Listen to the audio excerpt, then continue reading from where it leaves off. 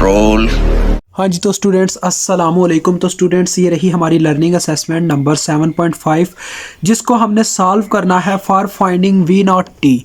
यानी कि ये हमने आउटपुट निकालनी है by using step by step approach. Because हमारा फर्स्ट ऑर्डर डिफरेंशियल इक्वेशन के मेथड से पाला छूट चुका है। अब हमारा step by step approach method से काम स्टार्ट होता है। ठीक है, तो चलिए आए स्टार्ट करते हैं जी। काफ़ी इजी होगा। सबसे पहला तो आप जानते हैं हमने टाइम ज़ीरो माइनस पे क्या करना होता है जी। स्टेप बाय स्टेप अप्रोच के अगर कैपेसिटर लगा हुआ है तो लिहाजा यहाँ पे कैपेसिटर लगा हुआ है, हमें पहले उसके क्रॉस वोल्टेजेस फाइंड आउट करने होंगे टाइम ज़ीरो माइनस पे। तो चलिए आए फाइंड आउट करते हैं जी। उसके लिए मैं जो सर्किट बनाने वाला हूँ तो थोड़ा टाइम चाहूँगा। उसके लिए क्या करूँगा जी, मैं बस इस कैपेसिटर को ओपन करके इसके क्रॉस वोल्टेजेस पुट कर दूंगा और इस सर्किट को डायरेक्ट कनेक्ट करवा दूंगा। बिकॉज टाइम ज़ीरो माइनस पे ये डायरेक्ट कनेक्ट है। और आप ये चीज़ जानते हैं क्यों ये हमारा कैपेसिटर ओपन हो रहा है। बिकॉज हमारे पास टाइम ज़ीरो माइनस पे कोई चार्ज स्टोर नहीं होता कैपेसिटर के अंदर। हाँ जी, तो स्टूडेंट्स आप देख सकते हैं हमने सर्किट तैयार कर लिया। टाइम ज़ीरो माइनस पे क्या हुआ है जी, बस कैपेसिटर एक्सचेंज हो गया और यहाँ पे ट्रिगर डायरेक्ट कनेक्ट हो गया। ठीक है, तो अब हमने ये वोल्टेज फाइंड आउट करने हैं। तो हम लूप एनालिसिस की भी मदद ले सकते हैं, यानी KVL की और KCL की भी मदद ले सकते हैं। तो मैं तो रिकमेंड करूँगा कि हम KCL की ही मदद लें। बिकॉज लूप एनालिसिस में जाने की ज़रूरत नहीं है। हम KCL से इसको बहुत आसानी से सॉल्व कर सकते हैं। देखें, एक नोड यहाँ पे बन रहा है, यहाँ पे देखें दो रजिस्टर्स की वायर अटैच है। ये है तो बाइनरी नोड, लेकिन इसको हमें कंसिडर करना पड़ेगा बिकॉज हम VC0 माइनस को कैलकुलेट करना चाहते हैं। तो यहाँ पे मैं एक नोड ले लेता हूँ जिसको मैं नाम दे देता हूँ V1 का। ठीक है, मैंने इस नोड पे वोल्टेजेस रख लिए V1 और इस नोड को मैं नाम देता हूँ V2 का। बिकॉज यहाँ पे देखिए तीन वायर्स अटैच होती हैं, एक इस रजिस्टर की, एक इस रजिस्टर की और एक इस रजिस्टर की। तो ये दो नोड हो गए और नीचे एक पूरा सरफेस नोड है जिसे हम ग्राउंड करेंगे 0 वोल्ट। ठीक हो गया जी, ये पूरा सरफेस नोड है नीचे। तो अब हम नेक्स्ट क्या करेंगे जी, आप सब जानते हैं हम KCL अप्लाई करेंगे पहले नोड 1 पे फिर नोड 2 पे। पहले मैं नोड 1 पे करता हूँ तो मुझे पहले इस वायर की करंट लिखनी होगी। तो वो क्या होगी जी, V1 माइनस 12। बिकॉज यहाँ पे माइनस का साइन ऊपर पॉजिटिव का साइन है तो ये -12 लिख दिया जाएगा। सेंटर में माइनस आना होता है, फिर साइन यहाँ पे जो होता है उसके लिहाज से हम लिखते हैं। पॉजिटिव 12 लिखा तो ये -12 बन गया। ठीक है, तो बटे में जितनी रास्ते में रेजिस्टेंस आई है वो सिर्फ 1 ओहम यहाँ पे है। उसके बाद अगर हम इस वायर की बात करें तो इस वायर में क्या आ रहा है जी, देखें V1 माइनस V2, यानी आगे ये वाले वोल्टेजेस आ रहे हैं बटे में जितनी रेजिस्टेंस रास्ते में आई है वो है 2 इज इक्वल टू 0। इसके क्रॉस जितनी वायर्स थी सबके क्रॉस हमने KCL अप्लाई कर दिया। यहाँ पे तो करंट फ्लो ही नहीं कर पाएगा बिकॉज ये ओपन पड़ा हुआ है पोल। तो ये आ जाएगी हमारे पास। देखें, मैं 2 के साथ पूरी इक्वेशन को मल्टीप्लाई करता हूँ ताकि ये बटा खत्म हो जाए। तो मेरे पास क्या आ जाएगा, 2V1, यहाँ पे 1 है बटे में, इस वजह से 2 ऊपर मल्टीप्लाई हो जाएगा तो -24 हो जाएगा ये। और यहाँ पे आ जाएगा सिर्फ V1 माइनस V2। तो अब मैं इसको थोड़ा स्टेबलाइज करता हूँ। इक्वेशन को स्टेबलाइज करने के लिए क्या करते हैं जी, 3V1 आ गया पहले शुरू में, फिर आ गया -V2 और 24 उधर जाके प्लस हो गया। तो ये इक्वेशन 1 आ गया। अब मैं नोड 2 के ऊपर अप्लाई करूंगा KCL। ठीक है, तो KCL का अप्लाई करता हूँ अब मैं नोड 2 पे। तो देखें पहले मैं लिखूंगा इस वायर की करंट। ठीक है, V2/2 ओहम आ जाएगा, V2/2। अब ये क्यों माइनस इसमें से 0 होना था, V2 माइनस 0/2 आना था। तो मैंने डायरेक्टली लिख दिया V2/2 बिकॉज नीचे पूरा सरफेस नोड है एक। उसके बाद इस ब्रांच की रेजिस्टेंस लिखना चाहूँ तो इस ब्रांच की करंट लिखना चाहूँ तो क्या आएगा, V2 minus 8/2 plus V2 minus 8/2। अब माइनस तो आया बिकॉज क्योंकि दूसरे वोल्टेज माइनस ही होने होते हैं, लेकिन इसका प्लस का पोल ऊपर था लिहाजा ये भी +8 लिखा गया, फिर आगे वो माइनस में चला गया। ये चीज़ आप जानते हैं। अगर मैं अब इस वायर की करंट लिखना चाहूँ तो वो क्या आएगी, V2 minus V1 divided by 2 is equal to 0 because KCL apply हो गया। अब इसका जो मतलब कि LCM है वो टोटली सेम है, तो 2 से मल्टीप्लाई देके ये टोटली ख़त्म हो जाएगा। हमारे पास डायरेक्ट आ जाएगा V2 plus V2 minus 8 plus V2 minus V1 is equal to 0। तो अब आप इसको थोड़ा स्टेबलाइज कर दें इक्वेशन को। शुरू में आ जाएगा देखें -V1, फिर दूसरे नंबर पे आ जाएगा V2 plus V2 plus V2, 3V2 हो जाएगा प्लस 3V2 और 8 उधर जाके प्लस हो जाएगा दूसरी जानिब। ये इक्वेशन 2 आ गई। अब आपने इसको मैट्रिक्स की फॉर्म में लिख के सॉल्व कर लेना है जी। तो आपको अपने V1 की वैल्यू मिल जाएगी जो इनडायरेक्टली VC0 माइनस की ही वैल्यू होगी। तो मैं इसको हल करूंगा जी। आपने कैसे लिखना है इसको मैट्रिक्स की फॉर्म में, देखें पहले इनके कॉन्स्टेंट्स लिखे जाएंगे। 3 और -1 देखें, फिर -1 और 3, फिर इनके वेरिएबल्स लिखे जाएंगे v1 v2। इसकी इंशाल्लाह आपको एक अलग वीडियो मिल जाएगी जिसमें मैं आपको बताऊंगा कि कैसे आप मैट्रिक्स की फॉर्म में कैलकुलेटर पे डायरेक्ट पुट करके आप इसको सॉल्व कर सकते हैं। तो देखिए मैंने इज इक्वल टू वाले नंबर्स भी लिख दिए। अब मैं इनको हल करके आपको आंसर बताता हूँ। तो स्टूडेंट्स आप ये चेक कर सकते हैं, दोनों आंसर आ गए, एक का 10 आया, एक का 6 आया, यानी इनडायरेक्टली हमारे पास v1 का आंसर आ गया 10 वोल्ट और v2 का क्या आंसर आया 6 वोल्ट। तो अब देखें स्टूडेंट्स, आपने शेप पे ज़रा आपने ध्यान देना है। शेप के मुताबिक अगर हम इस तरफ करंट भेजते हैं तो पॉजिटिव पोल में करंट एंटर करती है, यानी कि Vc0 माइनस जो है वो 10 वोल्ट के इक्वल हो जाते हैं, बिकॉज ये आपस में इक्वल है। Vc0 माइनस इनडायरेक्टली V1 के इक्वल है जो कि 10 वोल्ट आ गए, क्योंकि ये इसी का एक नोड था, इसी वायर का। तो ये हमारे पास आ गई है वैल्यू Vc0 माइनस की। अब हम क्या करेंगे जी, आप जानते हैं स्टेप बाय स्टेप अप्रोच का मेथड। उसमें हम क्या करते हैं जी, 0 माइनस पे वैल्यू फाइंड आउट करने के बाद उस कैपेसिटर या उस इंडक्टर की जगह वो वैल्यू अटैच करा देते हैं, वो करंट सोर्स या वोल्टेज सोर्स। अब यहाँ पे कैपेसिटर की बात हो रही है तो यहाँ पे वोल्टेज सोर्स अटैच करवा दिया जाएगा और कंडीशन को सेकंड पोजीशन पे ले जाएंगे हम, यानी कि अब टाइम होगा। स्टूडेंट ज़रा ध्यान से देख लीजिएगा क्योंकि हम नेक्स्ट पेज पे जाने वाले हैं। तो यहाँ पे टाइम 0 प्लस पे जाएगा और ये ट्रिगर ओपन हो जाएगा, ये स्विच ओपन हो जाएगा और ये पूरी की पूरी वायर ख़त्म हो जाएगी। और जहाँ पे 2 फैरेड का हमारा कैपेसिटर लगा हुआ था, हमने 2 फैरेड कैपेसिटर का जो असर है वो निकाल लिया, यानी कि 10 वोल्ट का यहाँ पे वोल्टेज सोर्स अटैच कर दिया जाएगा और बाकी circuit as it as draw कर दिया जाएगा टाइम 0 प्लस पे। हाँ जी, तो स्टूडेंट्स ये डायग्राम आपके सामने है जो मैंने ड्रा किया है। तो मैं इसका थोड़ा सा आपको बताना चाहता था क्या सीन है, इस वजह से मैंने इसको ओपन रखा है रजिस्टर को। तो चेक करें मैंने क्या किया जी, मैंने जहाँ पे 2 फैरेड का कैपेसिटर लगा हुआ था वहाँ पे 10 वोल्ट का वोल्टेज सोर्स अटैच करवा दिया। उसकी वजह क्या थी कि हमने जो मतलब कि उसके क्रॉस वोल्टेज फाइंड आउट किया, उसका असर फाइंड आउट किया, वो क्या था 10 वोल्ट का इफेक्ट था। वही हमने अटैच करना होता है स्टेप बाय स्टेप अप्रोच में।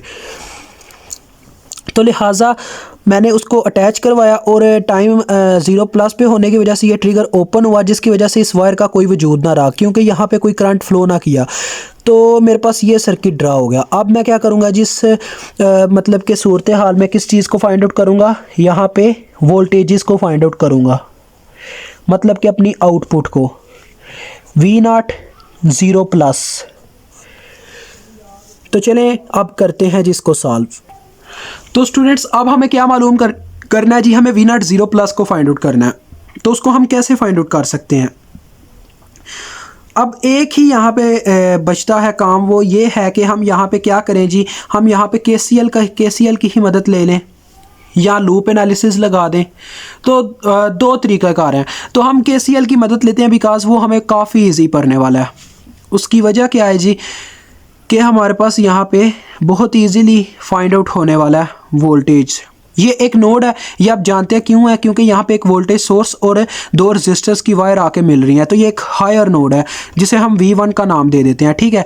तो उसके बाद नीचे एक सरफेस नोड है जिसे मैं ग्राउंड कर दूंगा 0 वोल्ट और सब में कॉमन हो जाएगा ये, ठीक हो गया। अब मैं आपको एक चीज़ बताता चलूँ, देखें इनडायरेक्टली ये जो V1 है ये 10 वोल्ट की इक्वल है। इसकी क्या वजह है ये आप भी जानते हैं, क्योंकि जब मैं इस जानिब करंट भेजूंगा तो कोई भी रजिस्टर इसके रास्ते में नहीं आ रहा और ना इसके बाद है, तो लिहाजा इनडायरेक्टली ये उसी के बराबर हो जाएंगे वोल्टेज जिस जानिब इसकी करंट पोल में, जिस पोल में एंटर करेगी। लिहाजा यहाँ पे करंट देखें पॉजिटिव पोल में एंटर करती है तो ये +10 वोल्ट के इक्वल है। अगर माइनस का पोल ऊपर होता तो क्या होता जी, ये -10 वोल्ट के इक्वल होते। यही चीज़ है।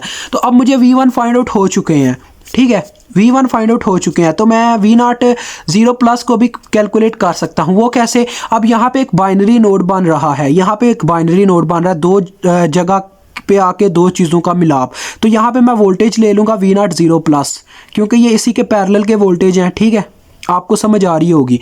तो मैंने यहाँ पे यही वोल्टेज ले ली है, क्योंकि पैरेलल में वोल्टेज सेम होता है तो इस वायर के पैरेलल के वोल्टेज इनडायरेक्टली इसी के पैरेलल में है।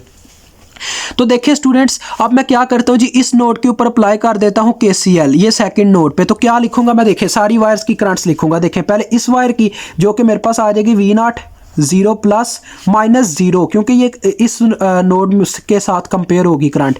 तो 0 लिखने का फ़ायदा नहीं है, इनडायरेक्टली मैं लिखूंगा V0 0 प्लस ओवर 2। उसके बाद इस वायर की करंट लिखूंगा तो वो मेरे पास आएगी V0 0 प्लस -V1। तो V1 की वैल्यू ही लिख देता हूँ जो कि 10 है, डिवाइडेड बाय 2 ओहम जो रास्ते में रेजिस्टेंस आई है इज इक्वल टू 0, क्योंकि 2 ही इसके घेरे में वायर्स थी, इस वजह से हमें ज़्यादा लिखने की ज़रूरत नहीं पड़ती। यही वजह हम बाइनरी नोट को इग्नोर करते हैं, लेकिन जब काम में आ रहे हों तो उनको इस्तेमाल भी कर लेते हैं। तो देखिए स्टूडेंट्स, अब मैं 2 के साथ पूरी इक्वेशन को मल्टीप्लाई दूंगा ताकि बटा ख़त्म हो जाए। तो हमारे पास आ जाएगा, देखें 2 दोनों का बटा, तो 2 कैंसिल हो जाएगा और V0 ये दोनों आपस में प्लस हो जाएंगे, तो 2V0 0 प्लस आ जाएगा और ये -10 उधर जाके +10 हो जाएगा। तो यहाँ से मुझे वैल्यू मिल जाएगी V0 0 प्लस की कितनी 5।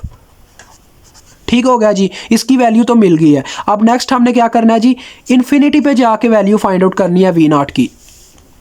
तो at time is equal to infinity. देखें स्टूडेंट्स, पहले क्या हुआ जी, टाइम जब अभी मतलब कि हमने ट्रिगर ऑन किया तो हमारा कैपेसिटर चार्ज हुआ, तो कैपेसिटर ने काफ़ी देर तक वर्क किया, ठीक है। तो जब टाइम इन्फिनिटी पे जब उसका इख्तितामी पॉइंट आएगा तब तो उसमें से चार्ज ख़त्म भी हो जाएगा ना। तो जब एक कैपेसिटर में चार्ज नहीं होता तो वो एज आ क्या करता है, ओपन सर्किट के तौर पर वर्क करता है, ओपन स्विच के तौर पर। सर्किट स्विच एक ही बात है, तो ये ओपन हो जाएगा फिर से।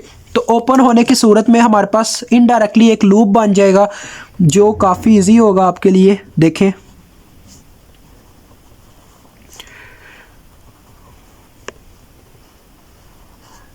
ये मैं शेप ड्रा कर रहा हूँ जी, तो मैं आपको बता देता हूँ, शेप फिर ड्रा कर लेता हूँ। यहाँ पे इसको मैं ओपन कर दूंगा दोबारा से और ये एक लूप बन जाएगा। तो देखिए स्टूडेंट्स, आपके सामने मैंने सर्किट को ड्रा कर दिया है। क्या किया जी, मैंने उस सोर्स को ओपन कर दिया बिकॉज उसमें अब चार्ज स्टोर नहीं रहा उस कैपेसिटर के अंदर। तो अब हमने इन्फिनिटी पे जाके इसकी वैल्यू कैलकुलेट करनी है। अब आप देख सकते हैं जब ये स्विच ही ओपन होगा तो ये एक लिहाज से पूरा लूप बन गया। तो हम यहाँ पे VDR यानी वोल्टेज डिवीजन रूल की मदद से V0 इन्फिनिटी फाइंड आउट कर सकते हैं। तो चलिए VDR लगाते हैं। V0 infinity is equal to, देखिए इसकी अपनी ब्रांच की रेजिस्टेंस ऊपर आ जाएगी 2 और बटे में आ जाएगी टोटल रेजिस्टेंस। देखें यहाँ पे 2 + 1 3 रेजिस्टर यानी अपनी ब्रांच की रेजिस्टेंस भी और दूसरी ब्रांचेस की भी रेजिस्टेंस आ जाएंगी, मल्टीप्लाई बाय सप्लाइड वोल्टेज जो कि 12 है। तो अब आप इन्हें कैलकुलेट करके देख लें, ये 12 2 24 हो रहा है, ठीक है। 24/5 आ रहा है, बिकॉज ये नीचे 5 है तो हम इसको मजीद हल नहीं कर सकते। तो ये जी आपका आ गया क्या, V0 इन्फिनिटी का पॉइंट। अब आप जानते हैं कि हम स्टेप बाय स्टेप अप्रोच में K1 और K2 कैसे मालूम करते हैं, और टा भी इजीली मालूम हो जाता है, वो भी मैं आपको मालूम करके दिखाता हूँ। तो देखें K1 इनडायरेक्टली इन्फिनिट पॉइंट के बराबर होता है, ठीक है। तो ये तो इनडायरेक्टली आ गया क्या, 24/5 वोल्ट। और K2 जो होता है वो थोड़ा बहुत हमें मतलब इसे यहाँ पे भी सॉल्व ही करना पड़ता है। तो ये बराबर होता है V0 0 ± V0 इन्फिनिटी के, ये इसके इक्वल होता है। तो लिहाजा आप वैल्यूज पुट करके देखें, 5 है और इसमें से माइनस हो जाएगा 24/5, तो ये 25 - 24 आ रहा है, तो 1/5 आने वाली है इसकी वैल्यू, 1/5 वोल्ट। ठीक है, समझ आ रही है ना। तो ये आ गया क्या जी हमारे पास K2। अब टा कैसे फाइंड आउट करना है वो भी मैं आपको बता देता हूँ। तो स्टूडेंट्स, आपने यहाँ पे क्या करना है जी, आपने लास्ट सर्किट से RThevenin निकालनी है। आपने 0+ वाला टाइम नहीं अब लेना, हम हमेशा लास्ट टाइम वाले सर्किट से RThevenin निकालते हैं फॉर टाइम कांस्टेंट। तो ये हमारा लास्ट सर्किट है, इसमें क्या होगा जी, हमारे वोल्टेज सोर्सेज शॉर्ट हो जाएंगे और हम कहाँ पे निकालेंगे जी अपनी रेजिस्टेंस हम वहाँ पे निकालेंगे जहाँ पे हमारा इंडक्टर या कैपेसिटर लगा होता है। तो यहाँ पे एक कैपेसिटर लगा हुआ था, तो ये हमारा सर्किट कुछ इस तरह से बन जाएगा, बिकॉज ये शॉर्ट हो जाएगा हमारा वोल्टेज सोर्स।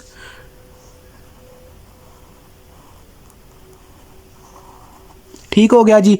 अब देखें यहाँ पे 2 ओहम रेजिस्टेंस थी, यहाँ पे भी 2 ओहम थी, यहाँ पे 1 ओहम थी और यहाँ पे सेंटर में आ जाएगा RThevenin। अब आपने ज़रा गौर से देखना है मेरे स्टूडेंट्स, यहाँ पे ये जो 2 रेजिस्टर है इनमें सिर्फ एक कॉमन पॉइंट है, ये वाला पॉइंट, और नीचे से दोनों का डिफरेंट है, ठीक है। लेकिन आगे क्या होगा जी, जब इन दोनों को यानी ये दोनों सीरीज़ में है, क्योंकि जब एक कॉमन पॉइंट होता है अपर टर्मिनल या लोअर टर्मिनल तो वो सीरीज़ में होते हैं, और जब दोनों हो जाते हैं फिर वो पैरेलल में होते हैं। अभी ये दोनों सीरीज़ में है, तो R1 मेरे पास जो भी आएगा वो क्या होगा जी, 2 + 2 सीरीज़ की फॉर्म में। ये आ गया 4 ओहम, ठीक है। 4 ओहम का जो रजिस्टर आएगा वो इनडायरेक्टली 1 ओहम के पैरेलल में लग जाएगा, कुछ इस तरह से देखें। ये 1 ओहम का रजिस्टर होगा और इसी के पैरेलल में हमारे पास लगा होगा जी 4 ओहम का रजिस्टर, जो हमने इन दोनों को प्लस करवा के निकाला है 4 ओहम। अब देखें ये मुझे कैसे पता चल रहा है ये दोनों पैरेलल में है, बिकॉज इनके अपर टर्मिनल भी कॉमन है और लोअर टर्मिनल भी कॉमन है, तो लिहाजा ये दोनों पैरेलल में है। तो इनकी RThevenin कैसे निकलेगी जी, ऊपर मल्टीप्लिकेशन नीचे सम, यानी कि 4 × 1 ओवर 4+1, तो ये कितना आता है, ये आता है 4/5 ओहम। अब हम मतलब फार्मूला लगा देते हैं टा का, टाइम कांस्टेंट का, वो क्या होता है जी, in the case of capacitor होता है आर थेवेनिन इनटू कैपेसिटेंस। तो कैपेसिटेंस हमारे पास कितनी थी, कैपेसिटेंस मेरे ख्याल में तो हमारे पास थी जी, कैपेसिटेंस कितनी थी,